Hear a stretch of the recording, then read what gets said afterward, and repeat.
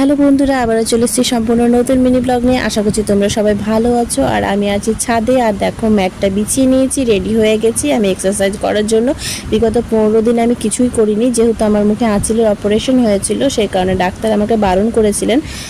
কারণ এক্সারসাইজ করলে আমি ঘেমে যাব, আর ঘেমে গেলে আমার একটা ইরিটেশন হবে, ইনফেকশন হওয়ার চান্স থেকে যেত, সেই কারণেই আমি টোটালি বন্ধ রেখেছিলাম। তো আজ 15 দিন পর থেকে আবার আমার যে ফিটনেস এবং ওয়েট লস যে জার্নিটা আমি চালাচ্ছিলাম, সেটা আবার নতুন করে শুরু করলাম।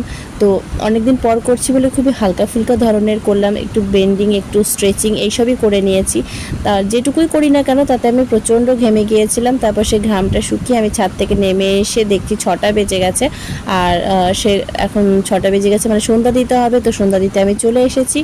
আর আমার এই ছিল আজকের মিনি ব্লগ। যদি আমার ভিডিওটা ভালো লাগে তো প্লিজ আমার চ্যানেলকে সাবস্ক্রাইব করে আমাকে সাপোর্ট করো, আর পারলে একটা লাইক শেয়ার কমেন্টও করে দিও। বা